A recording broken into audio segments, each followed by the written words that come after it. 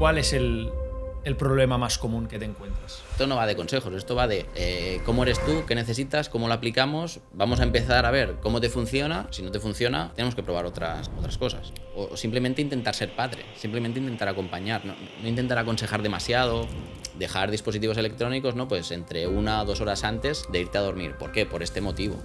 A los 10 minutos de acabar el partido, que se suba al coche, pues mejor lo dejamos, ¿no? Para mañana y ya. o de aquí un ratito, porque ahí, por ejemplo, es donde surgen muchos conflictos. El entrenamiento por sí ya es mental, ¿vale? Pero es como, por ejemplo, tú en el entrenamiento puedes separar la parte física de la parte táctica cuando estás trabajando táctica. No, también se corre.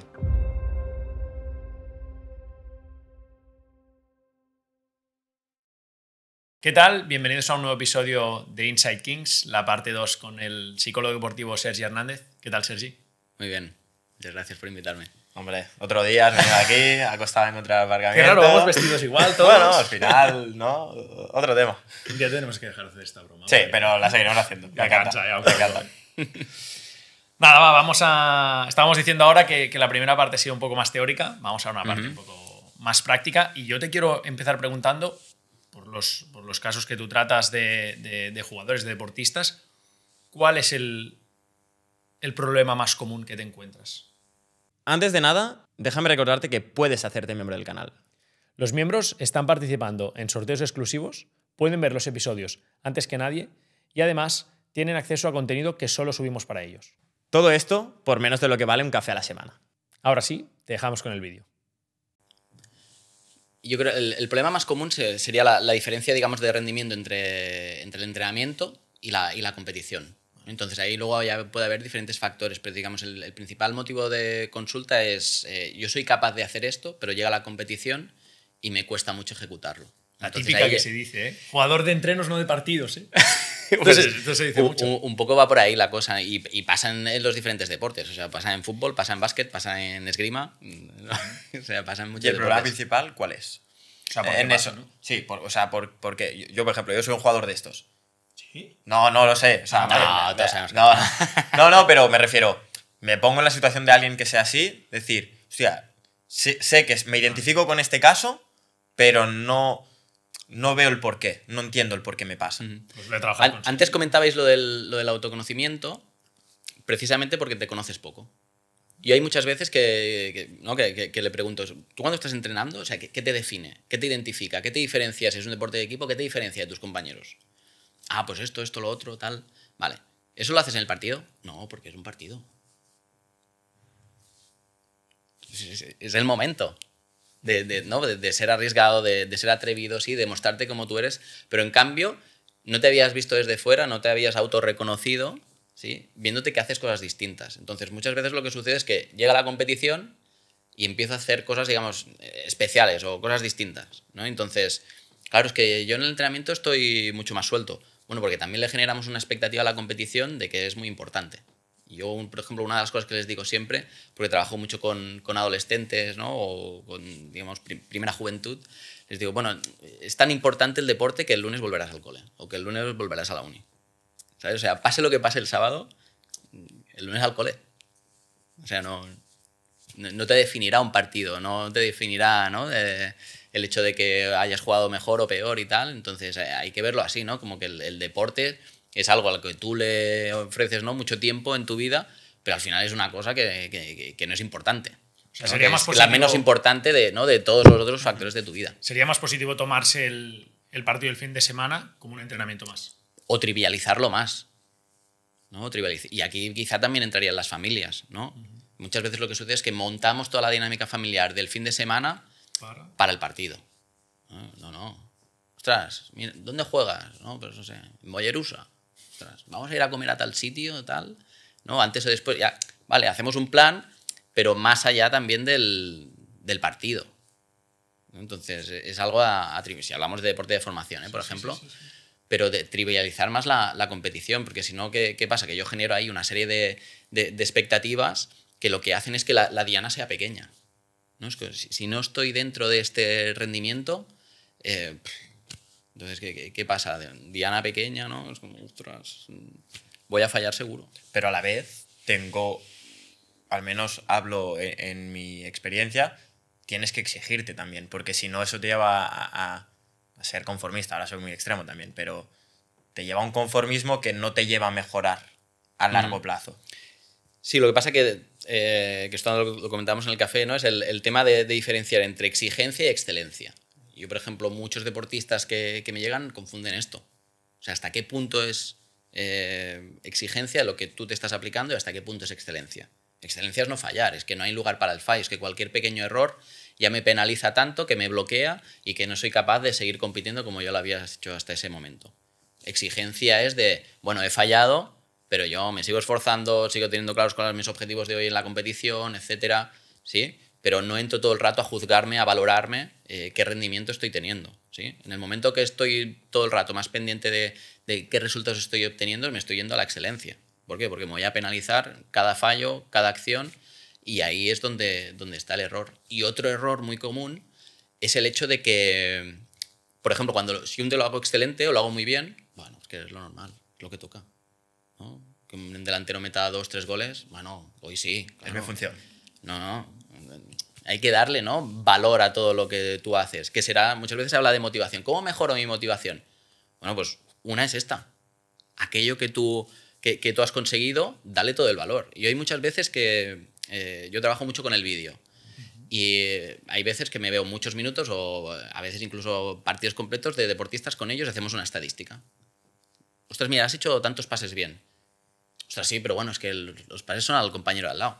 Bueno, pero es la acción que tocaba. ¿La toma de decisiones es buena? Sí. ¿La ejecución ha sido buena? Sí. Me tengo que alegrar. Claro, lógicamente no aparecerá euforia como cuando marco un gol, pero también le tengo que dar todo el valor. O sea, el gol es, sí, ¿no?, introducir la pelota en la portería, pero también todo el resto de pequeñas acciones que no nos aproximan a la portería y hay que darle también el valor. Y Sergi, ¿por qué tenemos la tendencia a quedarnos con lo malo, con el fallo? Esto se dice mucho y te pongo un par de ejemplos.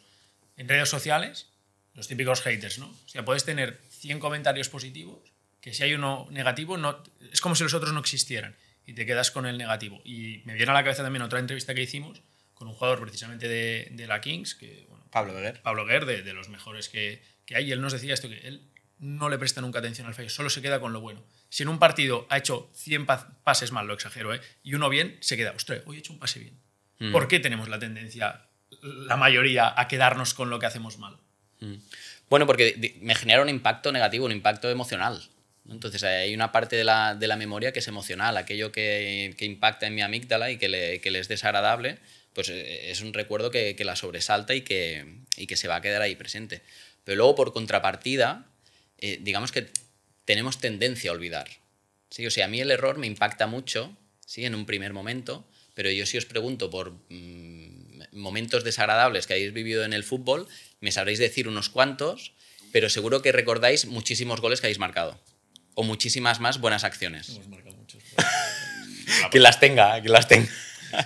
No, pero de un gol que he marcado en los últimos 7 años me acuerdo. El cerebro, digamos, que tiene tendencia por contra de lo que se puede, a quedarse con lo bueno, o sea, y a olvidar el pasado, ¿no? Que esto también, digamos, al final hay muchos traumas digamos, cuando hablamos a nivel psicológico, a nivel mental, que quedan ahí, ¿no? Como debajo de un alfombre. Cuando yo escucho, ¿no?, una historia similar, es como, ostras, a mí también me pasó, ¿no? Que lo tenía como olvidado. Lo tenía como olvidado, ¿no? Por ejemplo, aquí en Barcelona pasó con el caso de abusos sexuales de maristas, ¿no? Que mucha gente, por escuchar una entrevista en la radio, dijo, ostras, a mí, mucha gente, algunos casos, sí, al escucharlo por la radio, dijeron, ostras, es que a mí también, ¿no? Y lo tenía como allí, como algo, ¿no?, pues completamente olvidado, ¿no?, a lo que mi cerebro no habría querido tener, digamos, acceso, no era agradable. Entonces, en un primer momento sí que me impacta digamos, el error o el fallo o la crítica, sí, pero luego a la larga también tenemos como esa contrapartida, ¿no?, de que el cerebro lo que busca es la supervivencia y se sobrepone de esa manera, ¿no? Le voy a dar mucho más valor a aquello que me aporta de manera agradable que no desagradable. Bueno, por ejemplo, un ejemplo es las vacaciones, ¿no? O sea, tú, no sé, vas de vacaciones a hacer un viaje chulo lejos, no sé qué, y cuando tú se lo explicas a alguien, le explicas la parte chula, o cuando lo rememoras, pero no rememoras la parte de cuando te estafaron. O las 8 horas de avión. O bueno, sí, me estafaron, me enfadé un poco, pero luego tal, ¿no? O sea, te quedas con los malos recuerdos al final también. Y en ese impacto negativo, que estás jugando un partido, fallas un pase, salta impacto negativo en tu mente, que antes también hablábamos de hago 2 pases mal, los 2 primeros pases los hago mal y ya me pienso que el partido lo voy a hacer como el culo. Esto, ¿por qué y qué reacción debería tener yo? De decir, vale, me salta este impacto, soy consciente de que me está pasando esto, ¿cómo lo afronto? Claro, ahí digamos que lo que salta es el diálogo interno, que hablábamos muchas veces, ¿no? Y lo que salta es un diálogo interno negativo, ¿sí? Lo que hemos visto con la atención es que una de las maneras de regular ese diálogo interno negativo es irse a las sensaciones corporales.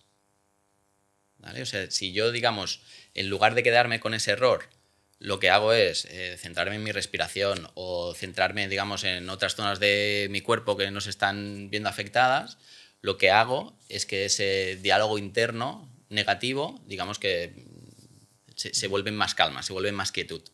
¿Vale? Entonces, lo que tengo que ir a hacer, yo por ejemplo lo que trabajo mucho es con gestos compensatorios, con los deportistas, ¿no? No sé, un jugador de... Por ejemplo, con un portero en el trabajo lo trabajamos el típico gesto de los porteros de, ¿sabes? Me coloco los guantes, ¿sí? Delante de cualquier acierto o cualquier error aplicamos un gesto compensatorio. ¿Por qué? Porque estoy yendo a sensaciones corporales.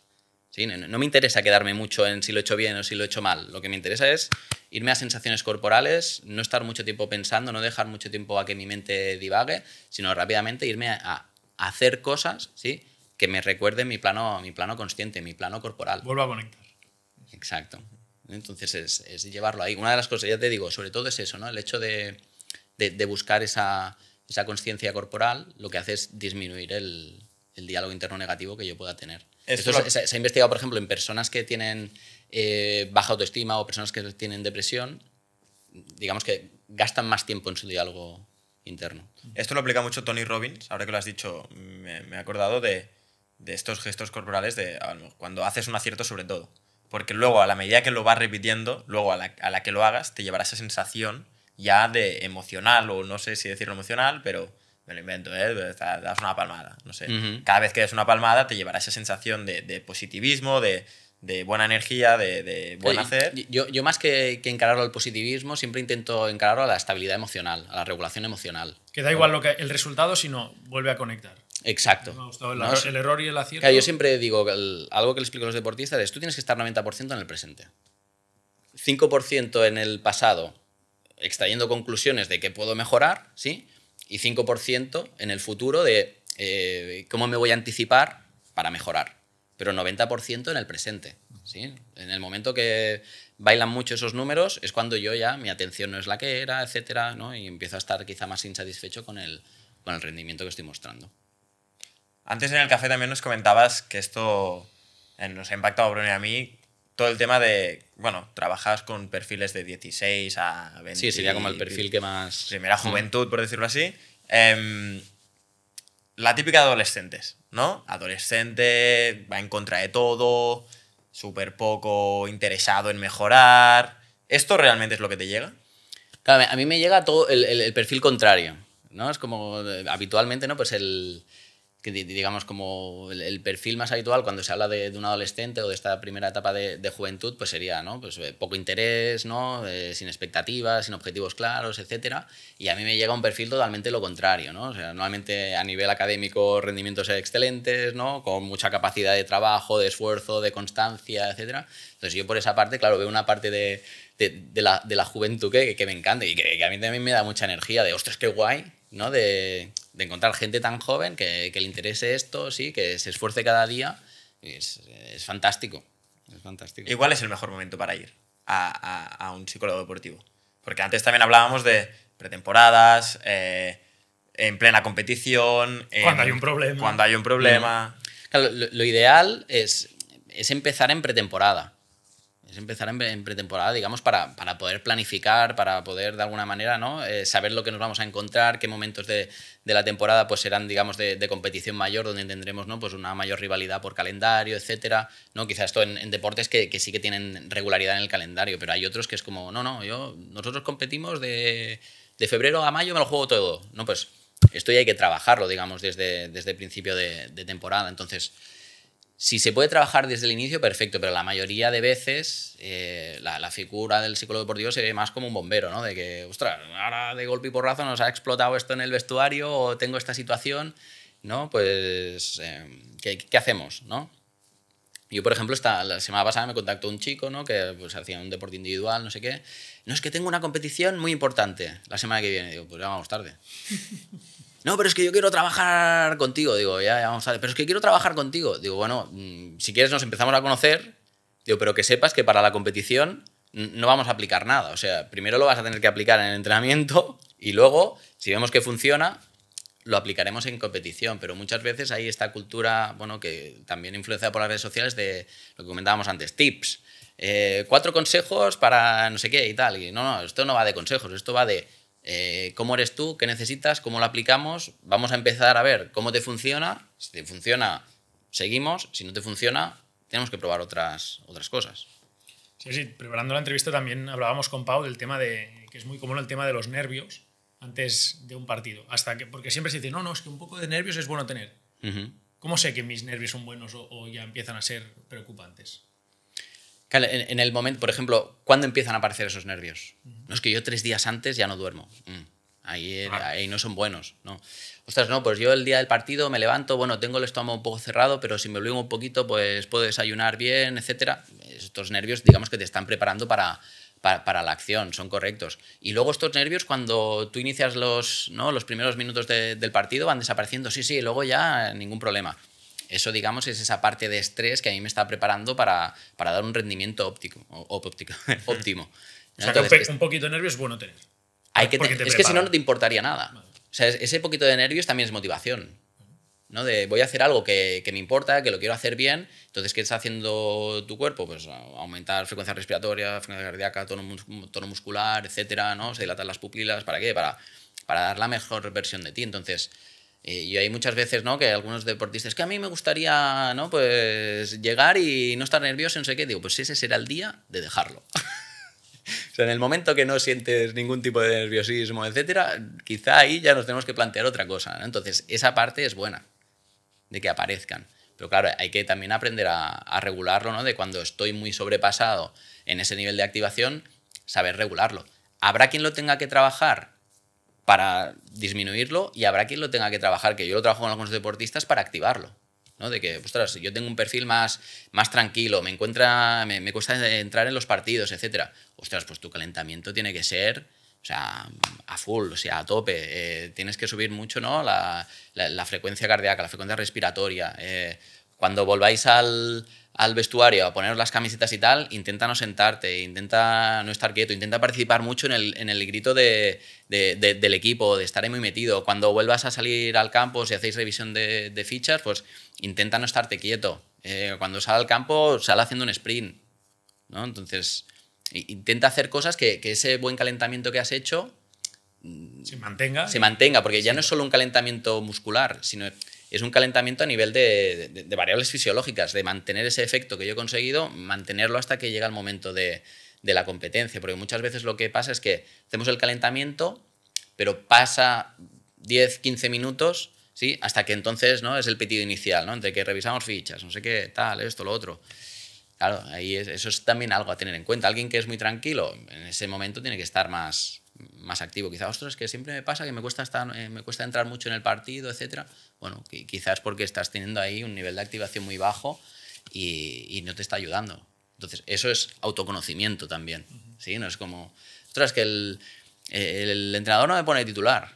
Bueno, claro, es que quizás si tu primer cuarto de hora pues no es bueno, al final dice, ostras, pues es un jugador de segundas partes, ¿no? Que se dice entonces, ¿por qué? Porque durante todo ese rato que has estado en el banquillo, ¿no? Te has estado ahí, ¿no? Pues poniendo más irritable y tal. Entonces sí que es la activación esa que tú necesitas de, ostras, es que ya necesito salir, ¿no? Etcétera, y sí que soy capaz de entrar quizá en la segunda parte más activado. Pues, ostras, si tú quieres ser titular, esa parte de autoconocimiento es necesaria. Y antes también hablábamos de la importancia de los padres, ya no solo para mí en primera etapa juvenil, sino en general, a lo largo de la vida en general, y hablando con jugadores todavía más, cuando soy incluso en profesionales, la importancia del entorno. Y siempre preguntamos cómo saber si estoy en un buen entorno, ¿vale? Pero hoy que, ya que has venido tú, me gustaría como cambiar un poquito y ahora te hablaría desde el punto de vista de soy ese entorno. ¿Qué puedo hacer para apoyar bien a mi hijo, a mi amigo, a esa persona Para que ser quiero? un entorno sano. Correcto. Yo, y esta es una conversación que esta semana la he tenido varias veces, lo principal es ser familia más allá del deporte. Muchas veces lo que pasa, yo por ejemplo tengo muchos de los chicos que me llegan en estas edades, por ejemplo, ¿no? que son chicos o chicas con bastante proyección, lo que acaba sucediendo muchas veces en las familias, y hay veces incluso que no son conscientes, es que todas las conversaciones acaban girando en torno al deporte. Cómo ha ido el entrenamiento, ¿no? Fulanito, fulanita, pues lo ha hecho mejor, peor, etc.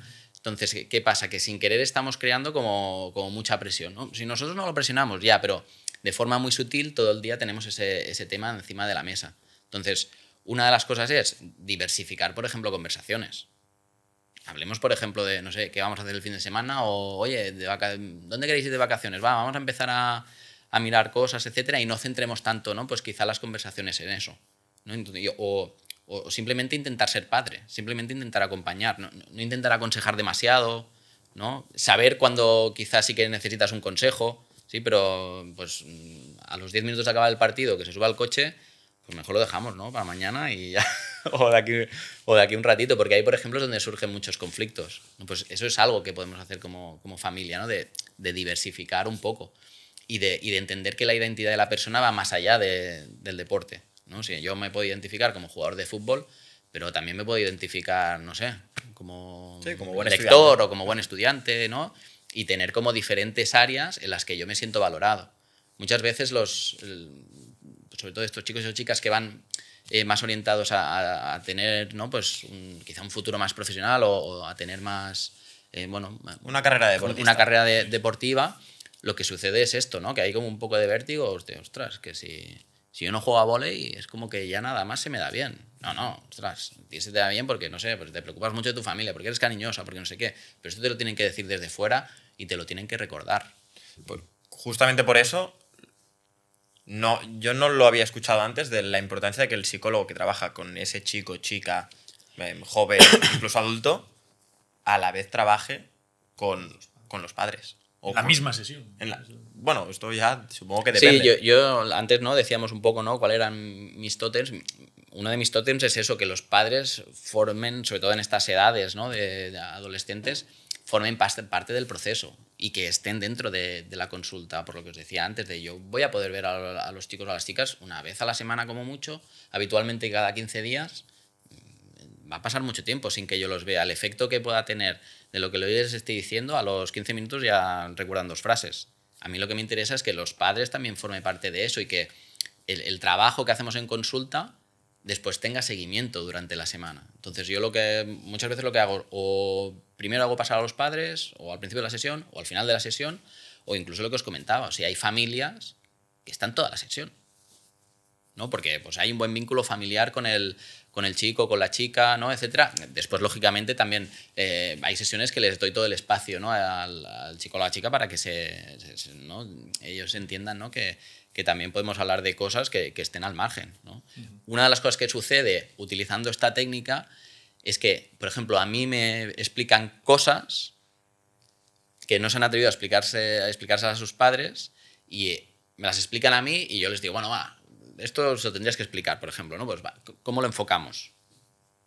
¿No? Para trasladarlo bien, etcétera. Entonces, esto les ayuda a mejorar también la comunicación familiar, ¿no? Claro, ostras, hablo primero con... Esto cuando ya tienes cierta confianza has hecho ciertas sesiones, lógicamente, ¿no? Pero muchas veces lo que pasa es... Ayer, por ejemplo, me pasó con un chico. Me explicaba una cosa, ostras, que me ha pasado esto con un compañero y tal, y digo, y esto era un tema, ¿no? Que quizá en casa pues no estaría de más que lo supieran. Y lo has hablado en casa, no, pero bueno, después ya lo hablaré con ellos y tal, pero primero lo quería hablar contigo, etcétera. Entonces, esto facilita el hecho de que tú tengas ese contacto con los padres. Puede chocar un poco porque justamente por esas edades, son esas edades que los padres es como... No saben nada. No es que no valgan nada, pero... Hay un alejamiento. Sí, lo ves como ha sido la figura de autoridad toda tu vida, todo el rato, quizás por eso, de que te está intentando dar consejos todo el rato y bueno, y porque las figuras de referencia en la adolescencia cambian. O sea, ya el referente no es mi madre o mi padre, ¿no? Que son como mis héroes, sino que Es Michael yo lo que Jordan. quiero es o asemejarme, ¿no? a mis iguales, ¿sí? A las otras personas de mi edad o a esos referentes que yo tengo a nivel deportivo, académico o musical, lo que sea, ¿no? Entonces se da ese distanciamiento. Pero claro, tiene que continuar habiendo cierta comunicación, ¿no? O facilitando esos espacios, que a veces no es más que indicarlos, ¿no? Y en qué momentos son adecuados también. Sí, cambiando un poco de tema, que estábamos hablando antes off the record del descanso y tal, que se dice ahora que es muy importante. Off the record. Off the record, off the record. Me ha gustado, me ha gustado. Fuera de la grabación. Me ha Muy gustado, bien me ha aplicado, gustado, me ha muy bien gustado. aplicada la Me ha frase. encantado. No, pero hablábamos del descanso, que es un tema que así eso otro día tocaremos. Pero sí que es verdad que te lo decía porque ahora se ha puesto muy de moda las cosas, como que se le ha dado mucha importancia a las cosas que se tienen que tener en cuenta, ¿no? El descanso, o en el caso del fútbol, el descanso, el entrenamiento de fuerza, la nutrición y el entrenamiento mental o el trabajo mental. Entonces esto yo, y con Pablo hemos hablado muchas veces, de que lo hemos oído muchas veces, pero esto, ¿cómo se hace el entrenamiento mental? ¿Se hace en el entreno? ¿Las tareas que propone el entrenador tienen que estar diseñadas de una forma para que se dé este entrenamiento mental? ¿Se hace solo en casa? Primero, ¿qué es el entrenamiento mental? Primero, ¿qué es y si existe? Sí. Hay una parte, o sea, el entrenamiento por sí ya es mental, ¿sí? Pero luego hasta qué punto quieres tú profundizar en eso, por ejemplo.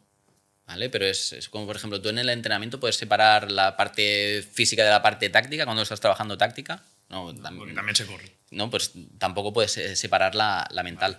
Lo ideal en este caso sería trabajar con los entrenadores, ¿no? ¿Para qué? Para planificar bien la sesión, ¿no? O sea, ¿en qué parte de la sesión, no sé, pues queremos trabajar, ¿no? A un nivel atencional de que los chicos estén más atentos, ¿no? Pues, ostras, quizás eso no lo podemos hacer al final de la sesión, ¿no? Lo tenemos que planificar de manera diferente, ¿sí? Ostras, la típica, ¿no? De los chavales es que siempre hacemos lo mismo, ¿no? Cuando a mitad de temporada es que siempre hacemos lo mismo. Claro, yo para estar bien entrenado psicológicamente lo que necesito también es novedad. Necesito nuevos aprendizajes para tener la sensación de que estoy evolucionando, de que mi autoeficacia, ¿no? La valoro como mejor cada vez. Entonces, es algo que no es que ahora vamos a trabajar entrenamiento psicológico, sino que es vamos a insertarlo claro, ahí se dentro. introduce dentro de la sesión. Exacto. O cómo se le da más énfasis, porque O, siempre por está. ejemplo, hay deportes que a veces, ¿no? Ahí me llegan, ¿no? Pues diferentes deportistas en un mismo deporte que ves cómo trabajan los entrenadores y dices, ostras, que es un error como muy común, ¿no? Es, por ejemplo, deportes que sean más individuales o deportes más artísticos, ¿no? Pues nos pegamos 3 horas de entrenamiento, pero luego al final del entrenamiento es cuando hacemos, digamos, el ejercicio que haremos en competición. Está súper mal planteado. ¿Por qué? Porque cuando yo llevo 3 horas... Quiero parar. Lo que quiero es parar, tengo mayor fatiga, mi atención es, ¿no? Mi calidad atencional es menor. Entonces, eso sería adecuar bien el entrenamiento en esa parte psicológica, por ejemplo. ¿Y el descanso? ¿Dónde entra aquí? Siempre se dice que es súper importante descansar bien, para estar mejor físicamente, para la nutrición, Para recuperarse mejor. para recuperarse mejor. Dentro de la psicología o dentro de ese entreno mental, ¿es importante descansar bien? Sí, yo en este campo no tengo conocimientos profundos, pero sí que, digamos, al final el descanso lo que me va a permitir es tener una mejor ejecución, una mejor performance, ¿no? De cuando yo estoy compitiendo. Algo que sucede es que dormimos poco en general en nuestra sociedad, Y ¿no? mal, Y la yo sociedad diría. española todavía casi que más, ¿no? Entonces, por ejemplo, un deportista necesitaría dormir de 7 horas y media a 8. ¿No? En menos de 7 horas ya estarías, digamos, en que ese sueño pues, no ha conseguido, digamos, tener la reparación suficiente para que tú el próximo entrenamiento lo puedas asimilar de forma completa o para que puedas dar tu mejor rendimiento. Lo que pasa es que aquí también hay una arma de doble filo que a veces, y me sucede con algunos deportistas, que se obsesionan con el descanso. Es que tengo que dormir, y no he dormido, ¿no? Porque ahora, por ejemplo, hay muchos relojes que te controlan la calidad del sueño, las horas de sueño, ¿no? O pulseras inteligentes que se utilizan desde las federaciones, desde los clubs, y el deportista tiene mucho acceso a esos datos. Y a veces hay un poco ahí también de obsesión, ¿no? Entonces, a eso también hay que trabajarlo. Bueno, estás en el lugar adecuado, ¿no? ¿Dónde estás? En la cama, ¿vale? Ya llegará el sueño. Es tu primer paso ya. Es un primer paso, Descansando pero estás. hay veces, ¿no? Que empiezo a dar vueltas, no sé qué, empiezan a venirme pensamientos, etcétera. Entonces eso también sería entrenamiento psicológico, ¿no? En ese caso. Dale. Y es lo Pero mismo sí, sí. dormir 7 horas de... O 8, que Porque sea. esto con futbolistas, sobre todo de élite, se ve bastante. Yo duermo 8 horas. Pasa que me voy a dormir a las 3 y me levanto a las 11. Porque tenemos entrenamiento por la tarde.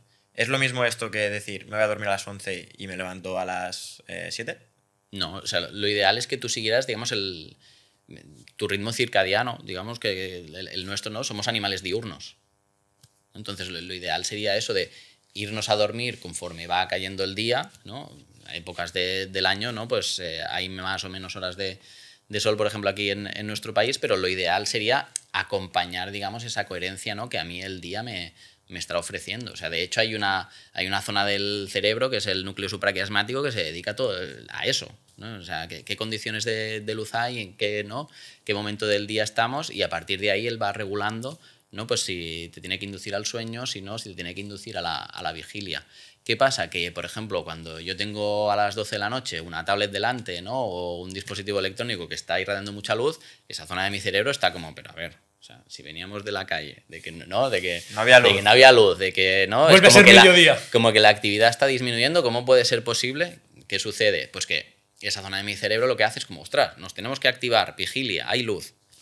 Por eso muchas veces, bueno, lo que se recomienda siempre es dejar dispositivos electrónicos, ¿no? Pues entre 1 o 2 horas antes de irte a dormir. ¿Por qué? Por este motivo.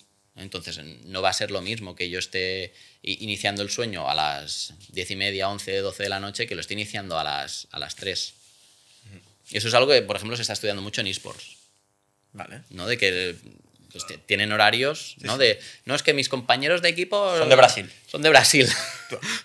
¿No? Claro, tenemos un desfase horario de 6, 7, 8 horas. Pues claro, el rendimiento no va a ser el mismo. No, es muy interesante, y para profundizar este tema también... Sí, ya te digo, yo no tengo, ¿no? No, pero cómo nos afecta, y si dices que hay una parte del cerebro que claro, piensa justamente... que cuando nosotros estamos durmiendo, o sea, mi cerebro lo que hace es limpiar el sistema nervioso. O sea, yo durante el día, digamos que... Famoso reset. Sí, digamos, cada sinapsis, ¿sí? Que mi cerebro produce durante el día, o sea, cada intercambio de información entre neuronas, ¿sí? Ahí en el espacio intersináptico se va acumulando basura, digamos, residuos, ¿sí? Que luego deben ser eliminados. Claro, eso digamos que necesita un tiempo mínimo para limpiarse. ¿Qué sucede? Que si yo voy acumulando esos residuos, ¿sí? Ahí entre esas conexiones intersinápticas, el cerebro está dejando de comunicarse de forma fluida. Entonces, la comunicación no es fluida, no es buena, y es cuando tengo la sensación esa de, ostras, que he dormido 3 horas y tal. Sí, bueno, puedo funcionar, pero no es como que, Estoy nublado. que todo va lento, ¿no? La Medio activación zombie. neuronal es como muy lenta. Pues la explicación es esta: en el momento que tú duermes, que aparecen esas 7, 8 horas de sueño de calidad con sus, ¿no? diferentes ciclos de sueño REM, es cuando tú, digamos, que has limpiado todo tu sistema nervioso, y es cuando te encuentras despierto, activo, enérgico, y puedes iniciar un nuevo día. Si eso no aparece, vas a rendir mal y no vas a asimilar bien el entrenamiento, ¿no? Que a veces confundimos mucho, es como el volumen, ¿no? Estoy entrenando mucho, sí, pero ¿estás descansando mucho? No es como, pasa mucho, por ejemplo, con los trail runners. Hay trail runners que duermen 10 horas al día, 11 horas al día. ¿Por qué? Porque claro, haces una ruta de un entrenamiento de 35 kilómetros con 2000 de desnivel, ¿no? Sí, Hay que descansar. ¿no? Hay que descansar, Sí. ¿no? O sea, si pretendes después de eso, ¿no? Como un poco lo que se vende por redes sociales, irte a trabajar 8 horas, conciliar la vida familiar, etcétera, 3-4 meses petas. Por lesión, porque ¿no? Tengo ansiedad. Es el propio cuerpo que dice basta. Bueno, el cuerpo te va diciendo, te va enviando inputs, y tú ya, si quieres, ¿Le haces caso o no? Le vas haciendo caso o no, pero llega un momento que colapsa, ¿no? De, bueno, si tú no quieres parar, pues ya te paro yo, ¿no? Ya te paro yo en forma de sobrecarga muscular, ya te paro yo en forma de ansiedad, en forma de bajo estado de ánimo, en forma de lo que sea, pero llegará un punto que colapsarás si no hay descanso. O sea, me parece increíble. Y ya para acabar, si alguien te quiere contratar, quiere trabajar contigo, ¿dónde te puede encontrar? Pues en mi página web, en sergihernandez.es, o a través de redes sociales Neuropsicodeporte en Instagram, y presencialmente en Tarrasa, en un centro que se llama Exportax, justo a la entrada de la ciudad, y es donde hago la consulta presencial. Perfecto. Lo dejaremos ahí en la descripción. y Toda la info. Ahí está. Toda la info. Así que gracias, Sergi, por venir. Ha sido un placer, de verdad. Y nada, a ver si hay parte 3. A ver si hay parte 3. Muy bien, muchas gracias, Gracias, a vosotros. Déjame recordarte que puedes hacerte miembro del canal dándole clic al botón de unirte. Uniéndote participarás en sorteos exclusivos, podrás ver los episodios antes que la mayoría y disfrutarás de contenido que solo subimos para los miembros. Tienes el botón de unirte al lado del de suscribirte. Todo por menos de lo que cuesta un café a la semana.